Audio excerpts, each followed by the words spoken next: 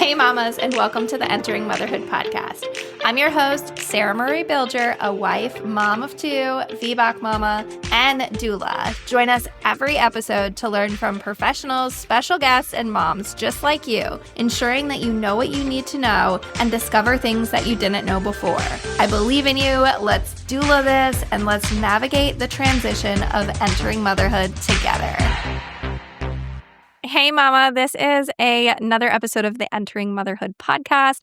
This specifically is a Doula Talk episode, which if you don't know, we go live on Instagram. And by we, I mean me and Katelyn, who is the co-creator of our signature Own Your Birth childbirth education course. Please go look at that if you are looking for a childbirth education course. It's self-led online comprehensive course, and it is just packed with all the information that you will need to be able to feel informed and empowered as you navigate this stage of pregnancy and leading into birth and even the postpartum period. So we are so excited about that course, and we have been chatting and having these doula talks to provide you with more information to really own your birth and have information that maybe you didn't know or refresh your memory on things like that. So I hope you enjoyed this episode.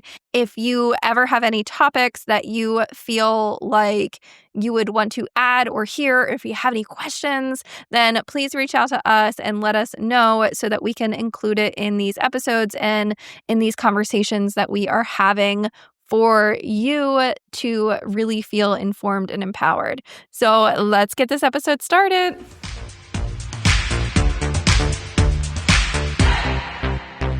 Hello. We are back doing doula talks this week, and I'm super excited. We will hopefully be trying to keep them consistently Mondays around 9:30 a.m. So check back in every week, and Katelyn and I will be here doing our doula talks again. So let me add her. There she is. Hello. Hi. So we are back with our doula talk. Yay! Super excited. We chose to talk about old wives' tales today when it comes to boy versus girl, not knowing the gender, or even if you know the gender and you kind of like reference these things to just say like, is this true? Is it not? And so what's really fun is you and I both already have a boy and a girl, so we can kind of like cross compare those things. Yeah. And then with this baby right here, we are not finding out the gender until birth, which is new.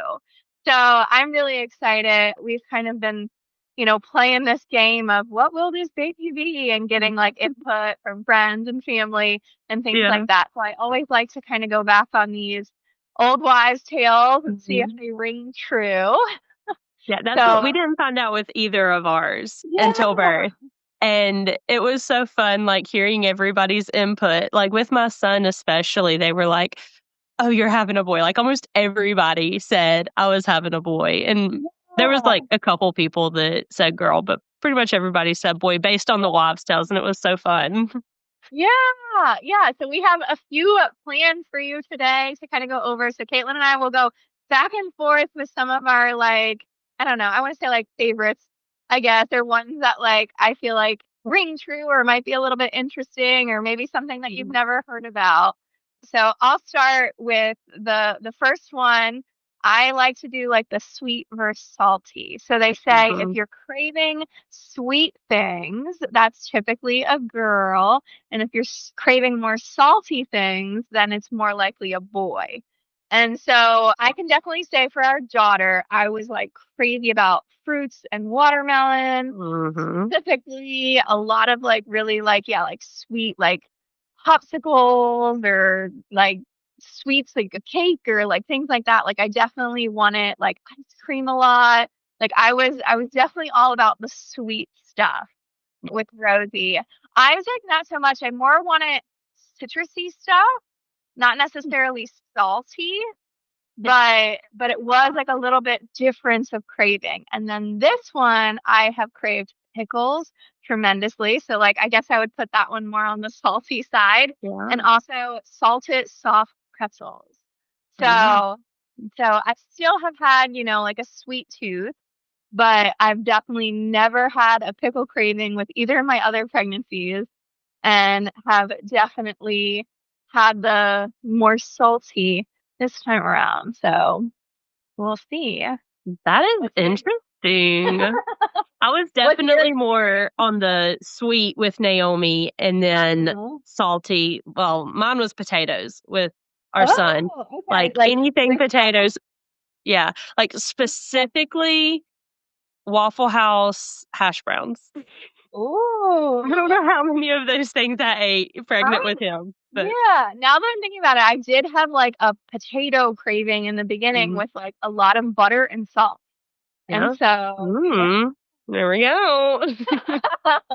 we'll have to see. Yeah. All right, what's your first one that you have? Okay.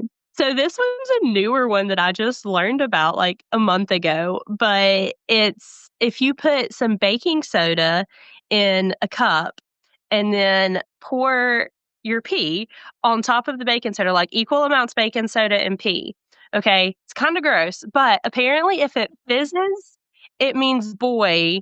And if it doesn't fizz, it means girl. So I didn't do this with either of mine because I didn't know about it.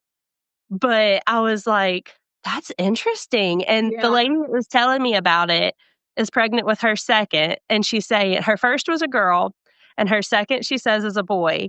And she's like, it's always accurate, 100%. And I'm like, oh, well, that's interesting. Yeah. I'm so curious. You can try that, Sarah, and find out. I might try it. Like you said, it's a little like out there. It's a little weird, but I mean, like I've always done with the pregnancy test, I do I pee in a cup and then I dip the stick instead of like peeing on it. So I mean, how much different is that? That's no different. You're still playing with pee. What's it matter? So yeah, so I was like, that's interesting. Right. Yeah. Yeah. So if anybody's done that, like let us know. Yeah. And I'm curious to see. Or if you're pregnant right now and you want to test it out, if you know what you're having, then that would be really interesting to kind of like see how true it rings and, get some feedback on who's doing that. That would be fun. Yeah. If anybody's pregnant, try it out and let us know because I'm curious. Yeah, and I mean, I won't be able to know until the baby comes out to make sure if it's accurate or not. But I'll remember and I'll take note of it. Yeah, you should. All right, the next one I have is glowing versus breaking out. And so this is one that I have definitely gotten comments this time around. Like people are like, you're glowing, you look great. Just like, I think it's a boy. And so like the old wives' tale, if it's a girl, she steals your beauty and you break out more. You might have just like other kind of things going on, things like that. And then if it's a boy, then you're more like glowing. You have this like fresh, dewy glow to you. You just are like, more radiant and things like that. And so I have had a couple of people say that and I'm like, oh, well, thank you. And I'm like, all right, well, I'm nourishing myself really good. I'm like making sure I'm hydrated. Like all these things are coming into play, but maybe that has something to do with it. So what has your experience kind of been with that? So I could kind of see it a little bit. I feel like in the first trimester with both of mine, I broke out really bad. But some of that, like with my son, it was in the height of COVID. So that could have been some of it with the masks and stuff too. But one thing that I noticed was like my nose shape changed. And it's kind of funny. I feel like I might have told the story on one of our talks in the past, but there was a lady in Walmart. We were walking into Walmart. I was with my dad and she stops me and was like, it was this whole big thing, but basically she told me that my nose was spreading across my face. And so she thought I was having a girl. I was like, woman, you've never met me before. What are you talking about? And then I got to look at it and I was like, he's right. Oh no. Yeah. That is interesting.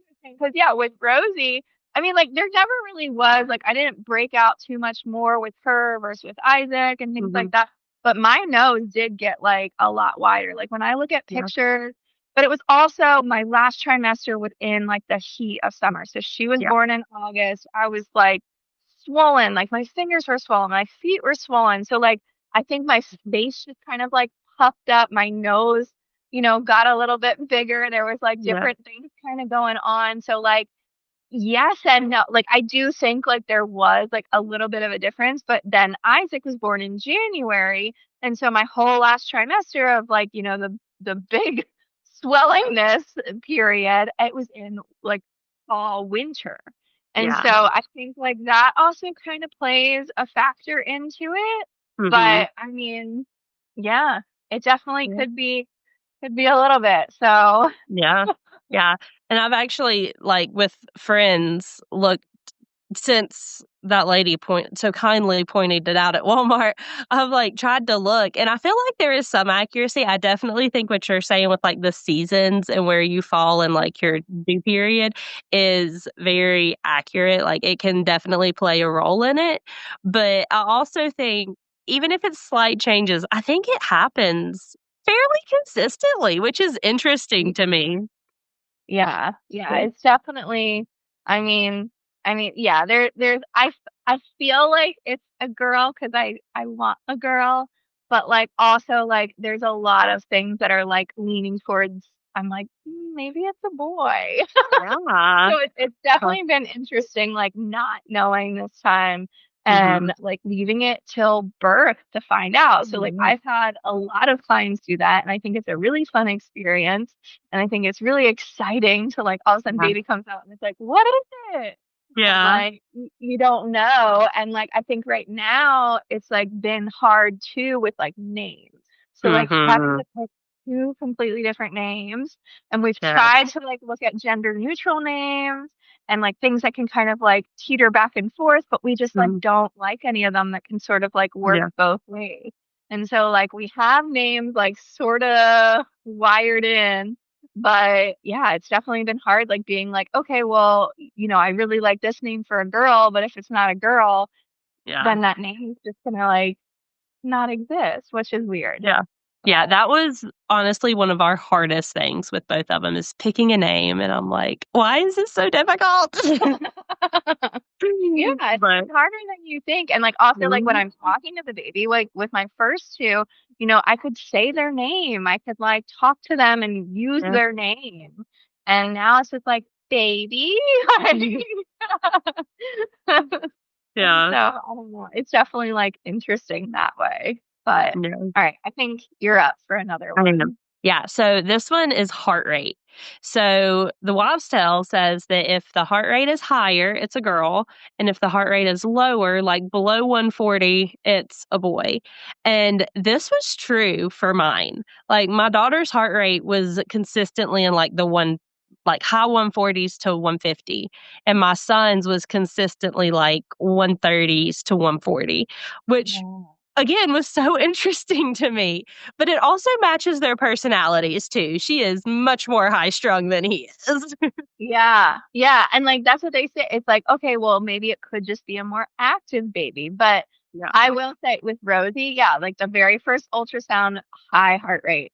Like I think it was like 150, 160 or something like that. Like she was up there and doing that like high heart rate. And one of our neighbors that lived at the apartment complex, she was like, oh, it's a girl.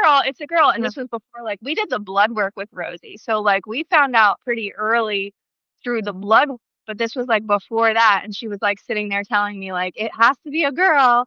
And sure enough it was. And then with Isaac it was lower. Okay, and then let's see, in the comments we have my boy's heart rate was high. My one and only girl was lower than 140s. So that's interesting. So funny. This baby's heart rate has been high. So like every time we've done heart rate, it's been high. So that's like a tick for like the girl. But I mean, just like Sam saying here in the comments, she's saying that her girl was lower. So I mean, I feel like either or, and like I'm curious how you said like their demeanor, and if it's like who's more active, and if they're just like this baby is kicking and moving and like super super active, so like maybe that's why their heart rate is up. And like Isaac though, I mean he is like full energy, like go go go go go.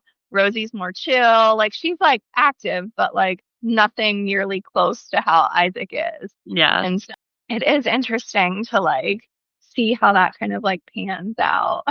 Yeah, it is. It's so funny taking their personalities into it too. And like even when I was pregnant with my daughter, she was moving all the time. Like she flipped from breech to head down, I don't know how many times.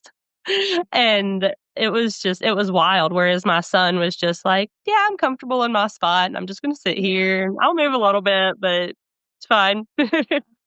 Yeah. Yeah. It's so interesting, like how like all these different things like play into, everything and like factor Yeah. in and what it kind of changes and looks like. And so Yeah. the next one that I have is morning sickness. I feel like this one is huge and like is very typical of one that you might hear. And so the old wives' tale is if you have a lot of morning sickness, it's a girl. And then if you don't have as much morning sickness, it's a boy. And so I will say with Rosie and Isaac, there was a little bit more morning sickness with Rosie. So my girl did have a lot more morning sickness, lasted a little bit longer. Isaac, I had some. I think with both of them, it was more like the gagging, brushing my teeth and like things like that. And then for this one, I had an extended like period of morning sickness. So with my first two, I only was like first trimester, that like typical morning sickness kind of thing going on. And then for this one though, I just feel like I sort of surpassed the morning sickness and I'm already in the third trimester. And so that's that's been fun, but I also feel like it's I don't know, I'm not as hungry, I'm not eating like I'm just sort of like empty stomach. So Yeah. and then let's see, in the comments we have Sarah was saying it was the opposite for her. So she has a girl and a boy. And so it was the opposite for her. And then Sam said, morning sickness plagued me every single time, all day, every day, with all 5 of them. Oh, that's terrible. I am so sorry. I'm like the opposite. Like, so I was a little bit more nauseous with my son than I was with I didn't hardly have any nausea with my daughter at all. And with my son, I was a little bit nauseous for like a week. And so I would say mine would be the opposite, but I don't know how you ladies do it that have just been sick throughout your whole pregnancy or even your whole first trimester. I would probably just lose it. So Yeah. It was kudos to y'all. I really felt like I was like, is this just never gonna go away? Because I have heard stories like Sam and it's just like like it's just like lingering and it wasn't even like I've also heard like the heartburn and things like that, but it was just like I didn't want to eat. So then because I didn't eat, I was even more or more nauseous. Yeah. And then I just like I don't know, I didn't want like water. I had to have like flavored water or like the element packets and stuff. Yeah. And I couldn't like keep anything down and everything kind of like I had food aversions. And this is the first time too that I have eaten meat during my pregnancy. So my last two, I was still a vegetarian. And so I didn't eat meat. I was eating fish. But this is the first time I've had meat. And so I had like some big like food aversions around meat this time in the beginning. And then that sort of like went away. Yeah. What's your last one? So my last one, like how the mom carries the baby. So if rumor has it, if mom carries baby like more high and belly shape is more round, it's a girl. And if baby sits lower and the baby or the belly is more like oval shaped, it's a boy. And for me, I'd say that was fairly true. I carried both of mine pretty low though, but I do feel like my belly was more round with my daughter and more like oval shaped with my son. But I feel like my daughter, right before I went into labor, when she dropped, it went more oval shaped. But I think that's just how anatomy works. So I don't know. Yeah, I definitely think my daughter was more like round and like I felt like I was wider. Like it was just kind of like again like back to like my nose getting wider and like swelling. Like I felt like my body was like wider and rounder. And with my son, it was more like the like stuck straight out. Yeah. And then with this one, I feel like it is really like all belly. Like I can't tell too much like from the back, but then like it is like loud and proud and way out there in the front. So, and then in the comments again, and Sarah says she had horrible meat aversions with every pregnancy. And then Sam said, I was a whale with all of mine. I had small babies, so I feel ripped off. I was also huge with both of mine. It's like crazy because I would go to church and they're like, when are you due? And I'm like, 3-4 months from now. And they're like, yeah. Yeah, I've definitely gotten that. And I think with like this third one, it just like pops so much sooner. And it's just like really hasn't changed too much. Like, I mean, like I feel like I'm like, showing more obviously and like getting bigger, but like I think I just sort of like hit a size and then it's been like staying there and like growing a little bit. But like, people have been like, oh my gosh, like you still have so much time and like you're not due until November and like you're so Thanks. big. I appreciate that. Yeah.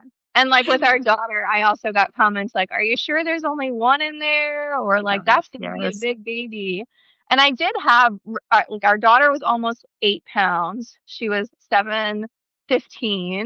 And then our son was a little over 8 pounds. And I'm only 5 foot. And so like 8-pound babies are like pretty big for a 5 foot person. And my husband isn't that tall either. So I feel like they were pretty decent sized babies, but I've never had, like a 10-pound baby or anything like that. Yeah. Well, this was so much fun. I enjoyed this. Yeah, and thanks for people interacting with us during our live. If you are listening to this later and there's any, old wives' tales that you've heard or rang true or, things like that, like let us know because I think this is fun. It's fun to kind of like, one, if you do a surprise gender just in general, or if like what you're having, like do these things work out or is that true? And, we were kind of chatting and discussing some other ones before this, like the ring on a string and things like that. So like I'd love to hear what other old wives' tales you have and have people interact with that and see, which ones were true for you or weren't or what that was like. Yeah, please let us know if you've tried any of these or noticed any of these. And if you've tried any other ones, it's always so much fun to just, like Sarah said, compare and contrast. And then let us know if you have any topics you want to hear about in the future. And we will see y'all next Monday at 9:30. Yeah. We will try to keep these going and then we'll work around the birth of this baby. And maybe it will be Katelyn for a few weeks by herself. But give us some topics. Let us know what you want to hear about, what you want to talk about. And we will share our perspectives and our insights and input and just what's going on with us. Yeah. All right, guys. See y'all next week. See ya. Bye. Thank you, mamas, so much for listening. Remember, you are a rock star. I believe in you. Let's doula this. Let's crank it up a notch and let's kick it into high gear together. Hit that subscribe button, share this episode with a friend, message me, email me, call me, beat me. You know how to reach me. We're doing this, mamas. I am so excited to catch you here next week. This is your one-stop go-to place for helping you find the resources you need to make the best choices for you and your family during pregnancy, birth, and most importantly, postpartum. See you later, mamas.